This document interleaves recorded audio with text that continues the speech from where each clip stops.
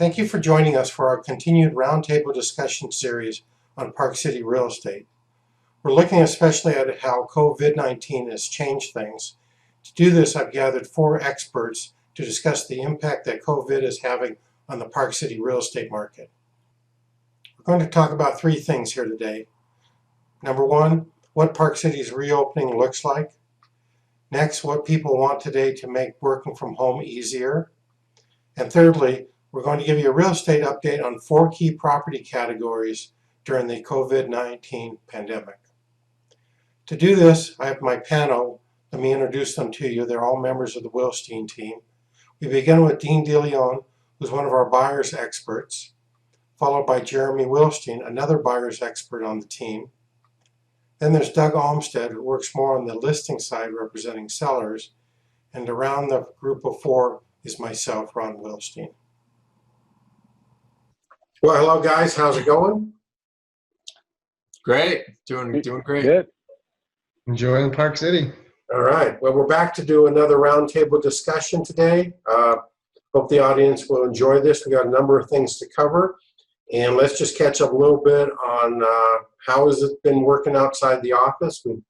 Our office should be opening today, but how has it been for you? And for me, it hasn't been, it's not always the most ideal situation, obviously, but we are able to work from remote. So as long as we have our computers, our phones, we can do a lot of the things. You have to print stuff off. It becomes a little bit more difficult. So doing showings, a lot of the virtual showings, we don't need all the paperwork that we typically need.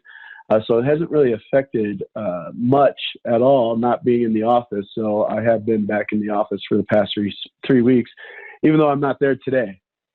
Yeah, I work most of the time out of home anyways, so going into the office when I need to. But no, it hasn't been a big change. Probably just the bigger change has been showing property and the extra precautions that we need to take when we're entering somebody else's home. That's true. Yeah, using technology, we've been able to have full access to our office manager, Jennifer Lee, and our marketing manager, Lynette Thorne. So we do technology with instant messaging. And, you know, like I said, with a phone and internet connection, we could probably do a lot of what we do from the moon. So it hasn't been that big of a deal for me. yeah, I think those of us who office very close to each other, who are used to just putting our head out the door and talking to each other, we're now doing that through Hangout pretty effectively. I've got a Hangout set up for Jen and Lynette, and one for them individually, and one that includes Doug and Jeremy and Dean. I don't talk to them.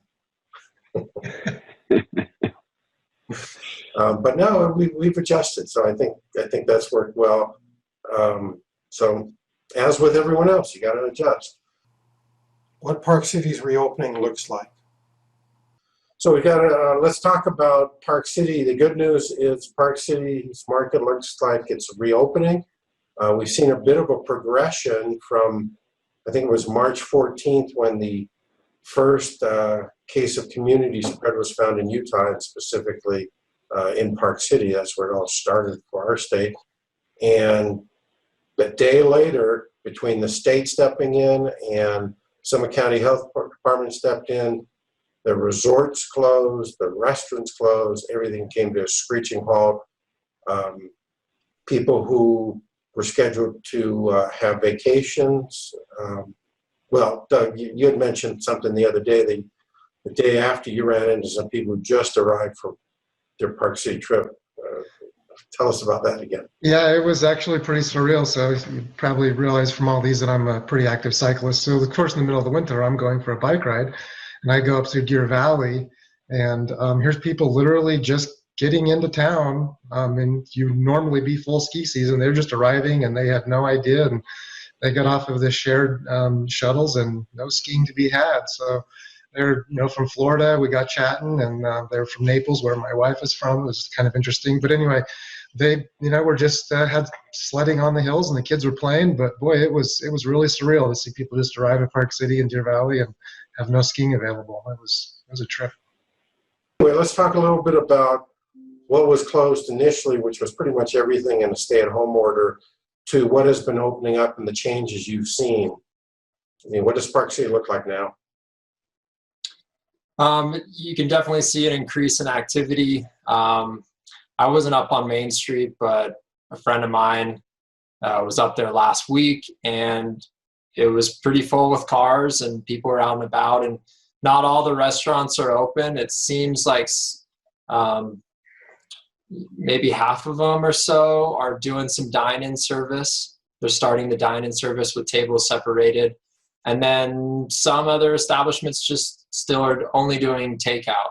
So it's kind of business by business who's deciding to open, but there seemed to have been a lot of activity on Main Street here recently. Yeah, certainly when you drive down the road, there's the traffic's back, not at the level that it would normally be at this time, but sometimes a day it feels pretty normal. Bike trails are full. Main Street, I drove down Main Street the other day and it was packed. I was super surprised. I mean, and I had driven through Main Street area and downtown area a couple times during the quarantine or earlier on in the quarantine. And it was not busy at all. It was like a ghost town. So it is quite a bit of change. It does look like people are going back out. A lot of the restaurants on Main Street do have the outdoor patios that they set up on the street itself. And those seem to be open just with fewer tables on it. So people are socially distanced that are sitting there and eating, but you're outdoors as well. But yeah, it looks like things in Park City, in my opinion, are getting back to the way they were before the whole stay-at-home order. What people want today to make working from home easier. Let's talk about working from home. Certainly with the coronavirus, people's needs have changed or expanded. Many people prior to it were accustomed to having an office at home, but the thing that I've seen out there is people are asking not only about how many bedrooms, bathrooms, but is there a bedroom that can work as an office? And in some instances, some people working from their home maybe meet clients at their home and prefer a separate entrance coming through. So, what have you seen? And, as you're looking at properties, what are buyers looking for and what are sellers trying to deliver on? Yeah, I'd say a lot of people that live in Park City work remotely to begin with. So a lot of people will move here for the lifestyle, for the mountain biking, the skiing, the small town feel.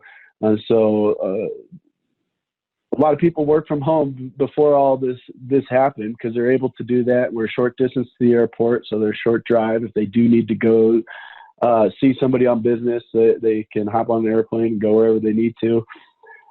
So we've seen a lot of that. But yeah, people want offices now, or people ask about offices now where they hadn't before necessarily, just because we are being forced to work from home and people like it. So I think a lot of people are going to stay there, and you hear a lot of talk about it in the news that people are going to shift from traveling into work because a lot of, like, take LA or New York, you have a lot of traffic. If these people are able to work from home effectively, which they have been, then they're going to start keeping people at home and working and not bringing them into work. So I think that's going to be a new normal as well. We're going to start seeing a lot more of people working from home as a standard. Yeah, and I've had clients that have been thinking about Park City for a long time, or maybe they've owned property here in the past. And, we're saying they were going to make a 2 or 3 year transition once they're able to, once the workload comes down.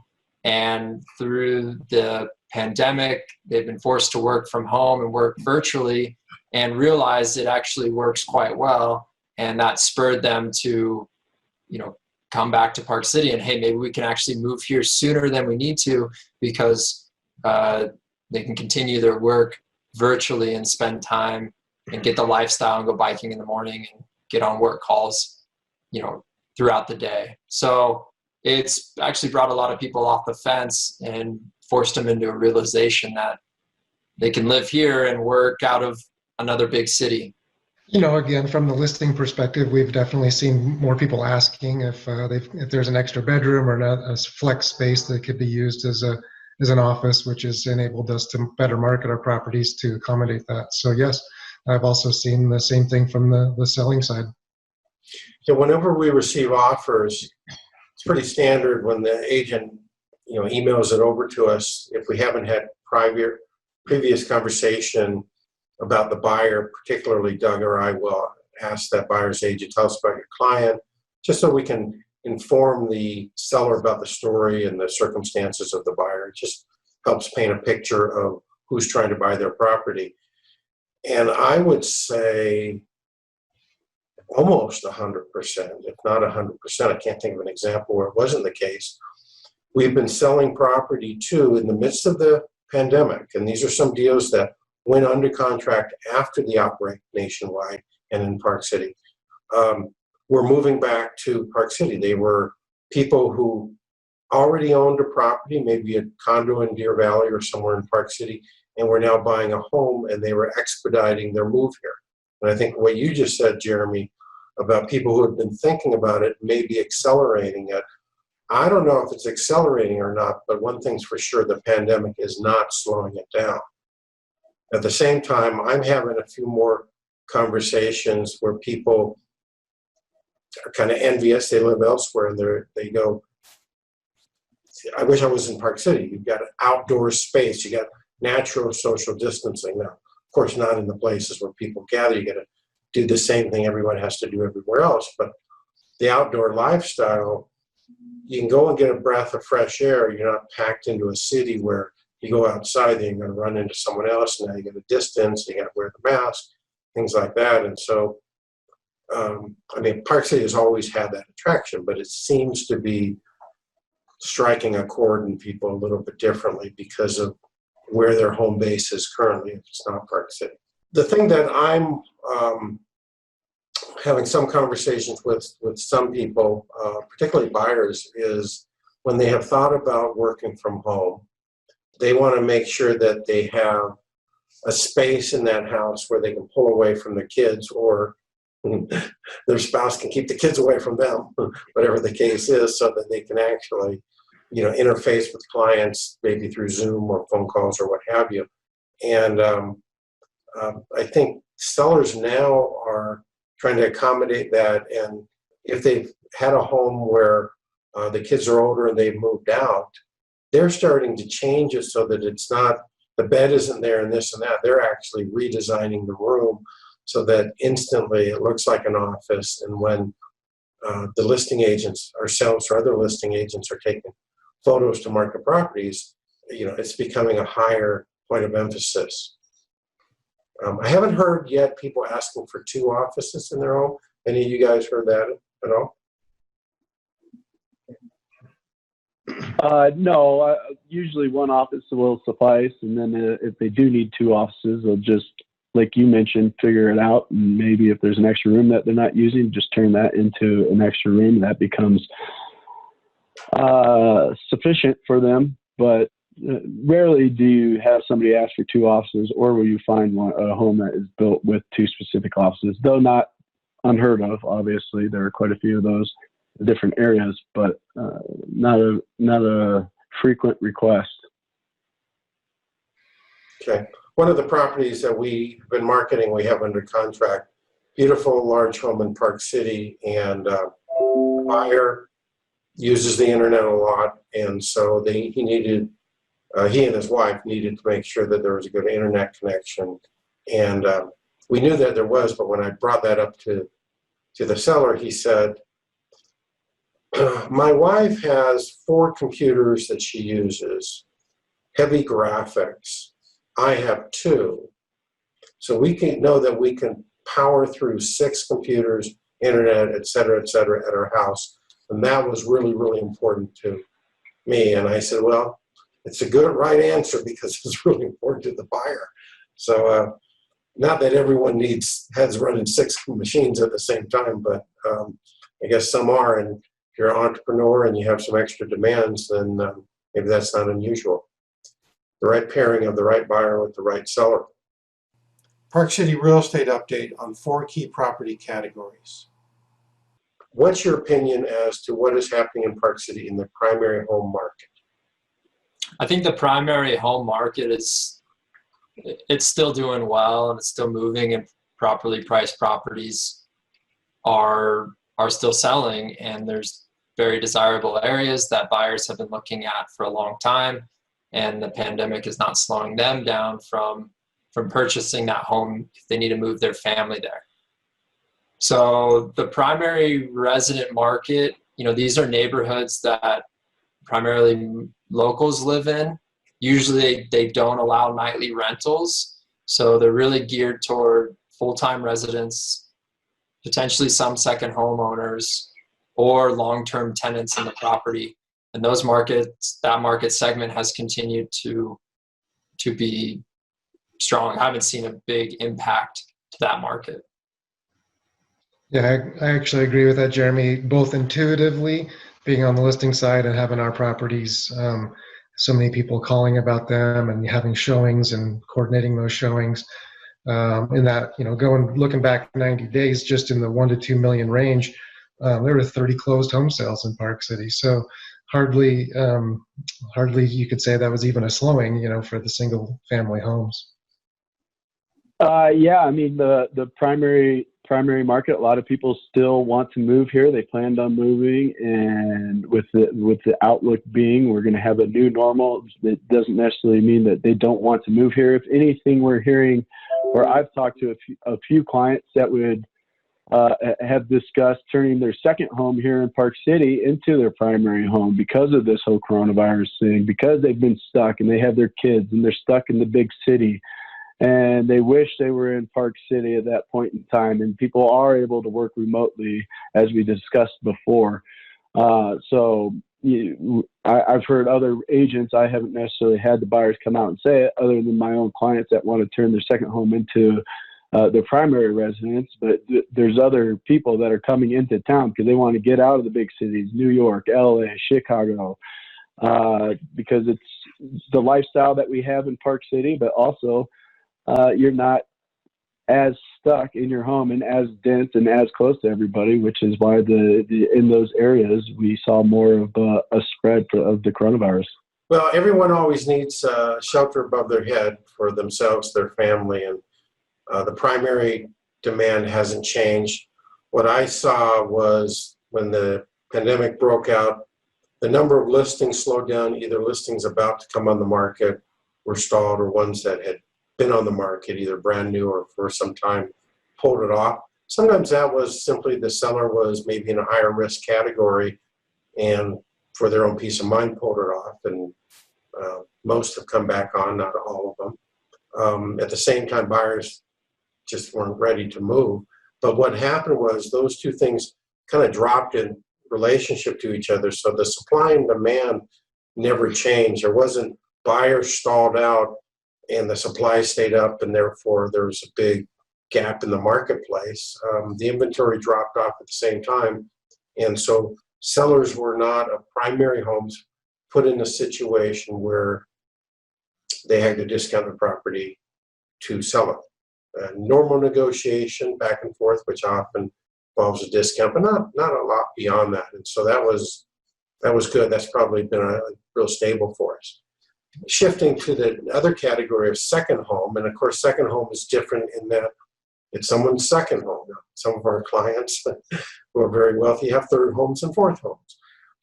But it becomes an option when it's not your primary, unless you're really splitting your time 50-50. So a second home, a buyer doesn't need to buy, and a seller doesn't use as much. They may want to sell it now because they're not using it as much, but it's almost a discretionary purchase or discretionary sale. What's happening in that market? The second home market, I think that really depends where it's located. If if it's located in a primary resident area, then it acts very much like a primary resident home. If it's a second home that's located in mostly a vacation rental area right next to the resort, that is surrounded by other rental properties or second homes, it's hard to say what that's going to do. The virus broke out towards the end of the ski season, it shut down. And as we're reopening, things are looking better. But if there's a second wave of the coronavirus, and the ski season will be a little bit lighter this year, I think, from people not, getting on the airplanes and traveling as much, even if we're open. And those second homes that are in more of a rental area, vacation rental area, they may see some impact, but again, the second homes really depends on the location that they are in, more so than just being a second home. My only main observation on that would be something that Jeremy hit on a little bit, is what next ski season's a bit of an unknown, and the majority of people, or a lot of people, are purchasing second homes to come out here during the ski season and ski. So we haven't necessarily, I think the stay-at-home order, the pandemic has hit at the end of the ski season, so we lost that last month. But then it was a slow time. What we call here in Park City was as mud season. And so it would have been slow either way. So we haven't seen the numbers of a drop, or if they would have dropped. But what we are now seeing is people come back in full force and purchase primary homes. And so that all we can speak on, really, or I can speak on, is the evidence that we are seeing firsthand. Now, I have submitted a couple second home investment property offers while we've been in this pandemic, and I have leveraged the situation and the uncertainty of next ski season, and gotten lower prices from the buyer side due to that than the previous sales in those areas. So I think it is on the mind, and it is an opportunity for anybody that's looking to purchase a second home to come in, or an investment property to come in. And I wouldn't say lowball. I mean, we could we'll make a reasonable offer based off of the market price and the rental and what you might expect to lose in rental income. But there's some deals to be had out there, and there's some sellers out there that feel the same way, or have that fear that they're not going to be able to sell, or they're going to miss out. So there are some deals out there for buyers right now in that market. Let's talk about the rental income property category. And again, this can be homes, this can be condominiums. And this is the one where I don't have as optimistic of an outlook. And the reason why is we've got so much uncertainty. We don't know with certainty that the resorts will open next ski season. We're hopeful. How do you social distance on the chairlift? Well, we got a glimpse of it with restaurants. They're opening up to 25%. So there'll be ways that the resorts would deal with it and the restaurants would deal with it in Park City.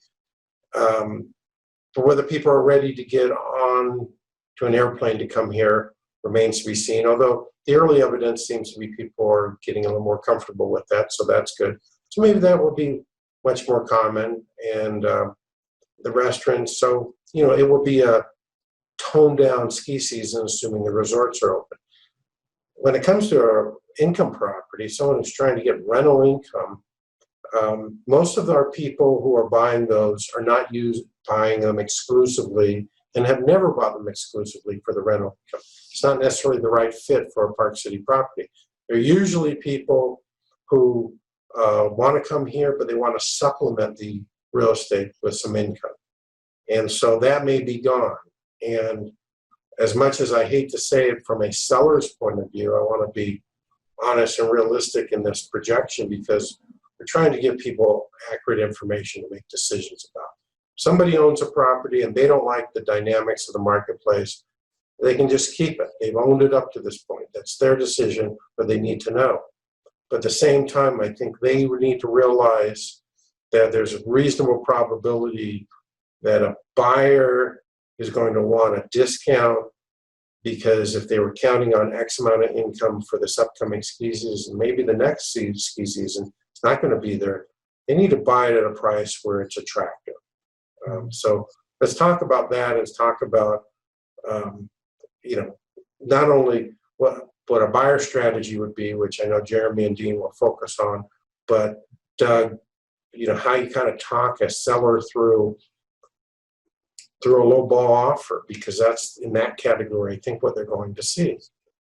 Yeah, so if I have an investor, somebody that's looking for a rental income property, maybe they're going to use the property once or twice a year to come out and enjoy their ski vacation. And again, like what Ron said, most of our even investment buyers, they're buying it to supplement the expenses on the unit as opposed to, really cash flow a lot on it, because they want to come out and usually come out during the busiest time, Christmas, Sundance, President's Week, to enjoy the unit when the rents are as high. So usually in the summer, if somebody's wanting to start negotiating on an investment property in a normal time, we do factor in the fact that there's going to be less rentals over the summer.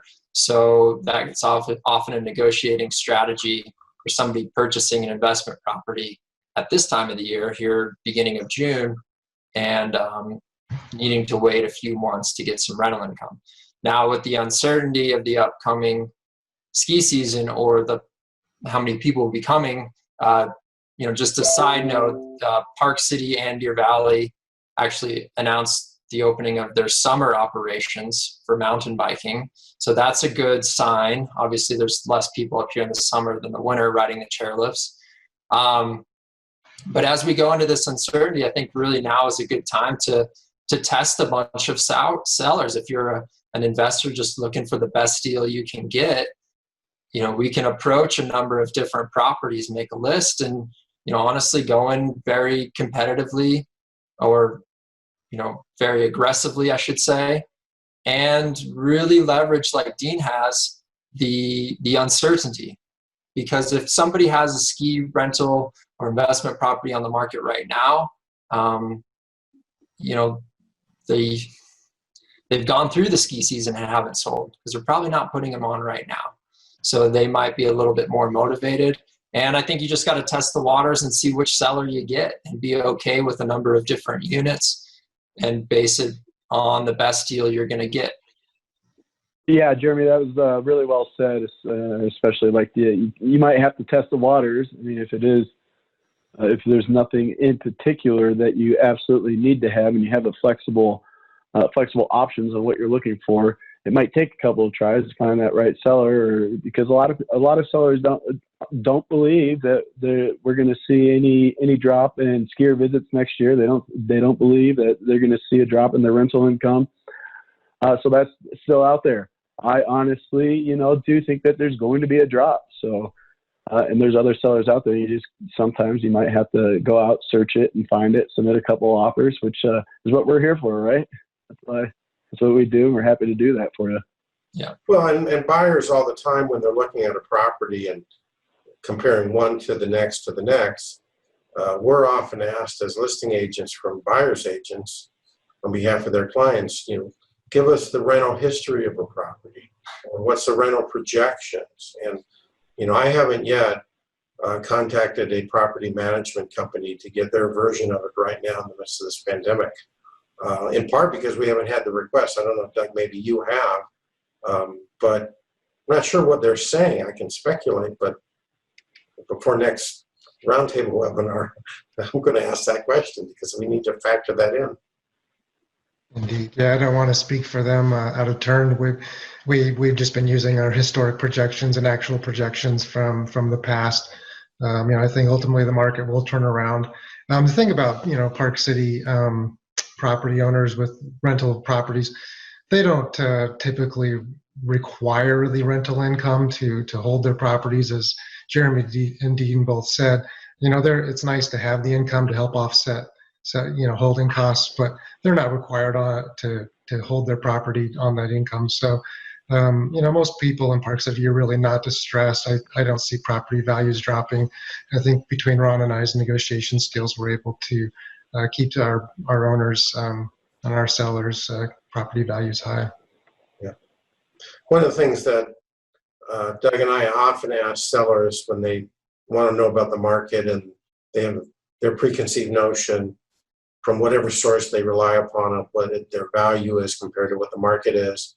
One of the questions that we often ask is to a seller on a scale of 1 to 10, with 10 meaning you really, really want to sell, and 1 meaning it doesn't matter if you sell at all, where would you rate yourself?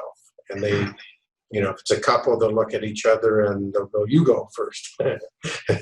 One says, no, you better go first. But they give us a number, and if they're highly motivated, it can be a 9 or a 10. It might even be higher than that. I'm a 12, which tells us, okay, they really want to sell. And that's important for us to know. Sometimes they tell us there are two. And if they're a lower number or medium number, I frequently will ask them, what would it take for your 2 or your 5 or your 6 to become a 9 or a 10? And my goal is for them to ask themselves what motivates them. And this is the question or series of questions I ask them to do it. And, the majority of people will say price. And so that's fine. That helps us understand, because from a listing side, Doug and I are trying to make sure that we bring the seller an opportunity and an offer that's acceptable to them. And if price is important, then it needs to be in that range. They may be selling because they want to relocate with the business. That changes things. It isn't price. And they might even have a relocation company that will absorb some of the cost. Or they want to move closer to their grandchildren, and that's what's most important, and they'll forego some price. That's important for a seller to understand. And the reason it's important in the listing process, or if you're thinking about listing, to think about that, is if the buyer's agents roll in with a low offer, or you regard as a low ball offer, sometimes Doug and I will say, okay, let's go back to how you answered why you want to sell. Because it's a low offer. We don't like the low offer. We got to get it up. But let's not forget why you're selling. And so that's important, because you got to have balance to all that. And I think buyers encounter the same issue when their doggone seller doesn't come off the price what they want. Do they go away? Do they find another property? Do they raise their price? It all has to do with, why do you want to buy? Why do you want to sell? In my projections that I want to present next time is I'm going to attach it to a timeline. I'm going to use a 24-month time period, because little Dr. Fauci has said, as well as others, it's going to take 12 months to 18 months to get a vaccine and get vaccinations in place at the earliest. And so you need a long timeline. So I'm going to wrap that up and try to tie that together and get your thoughts on that next time. Oh, what happened to Doug? Doug disappeared. I hope he pops back up, because we're not done yet. While waiting for Doug, should we talk about the last category, the land, and what's happening? I was going to do that. Thank you. That was good deal. All right, Doug is just about back. So the fourth category, Doug, was I too boring? I can't even hear me.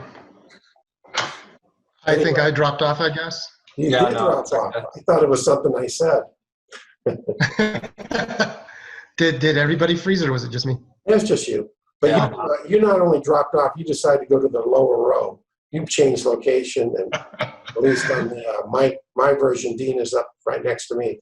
Anyway, Okay. Fourth category, and then we'll wrap up, is vacant land.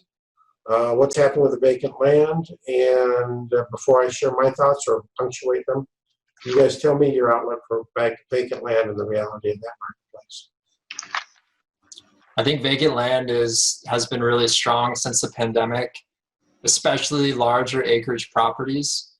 2, 1, 2+ acre properties, even high acreage, high price properties of vacant land have sold during the pandemic. So that I've seen a very big increase in the vacant land as people are trying to get more space and secure.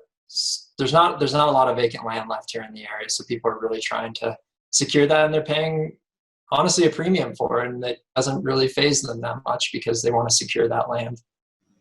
Yeah, I would say I haven't had a lot of people looking for vacant land myself, but I have seen some of those big high dollar, big properties that sat on the market for a very long time start moving off the market once we went into this pandemic. So that would be those people trying to get their ranch house in case a pandemic like this happens in the future again. So now they have their ranch home somewhere safe for them to go and enjoy themselves as best as possible during a pandemic times. Yeah, I agree. I mean, I've seen, considering that we were in our shoulder season, there's been a lot of sales in land in the last 90 days, like 30 lot sales up to $2 million in price. So that's quite a bit for what we typically call as mud season here. So I agree. Yeah, the thing that I've seen is that definitely a move toward larger parcels outside the city part, because we don't have large parcels in the city. and a little bit of the living off the grid attitude here, and maybe the uncertainty that came to the surface with the pandemic. You remember the first week, I mean, the toilet paper was gone. The disinfectant is still gone. And some folks who might have already had a disposition toward living off the grid said, yeah, maybe this is the time. I better tie up the land and start working in that direction. Whether you think that's necessary or not doesn't really matter. That seems to be an element in terms of land. So I don't see land slowing down at all. It has the same basic issues of all real estate: preferred locations, sell faster, and for the highest price. But yeah, I mean, I think land is still here to stay, and I don't see a drop there. Well, all right, this was good. Another good roundtable, and I think we can wrap up here. And I'm going to, again, I appreciate all the input you guys have given. I'll present some stuff graphically next time. We'll record it. If anybody outside of our team wants to look at it and hear what our thoughts are, we'll pick it apart. And I think we're pretty close to having some realistic elements that people can rely upon as they make decisions. And that's the important thing, whether they're buying or selling. People need to feel comfortable with their decision. And that, there's a whole spectrum of when that happens for each person. So I try to just give them good information on that. Well, that wraps up our roundtable discussion for today. We'll soon be starting our podcast, and we'll send you information when they become available. We want to remind you that the Wilstein Team is here, and we are open for business, quite busy helping people buy properties and sell properties. We're here to help you.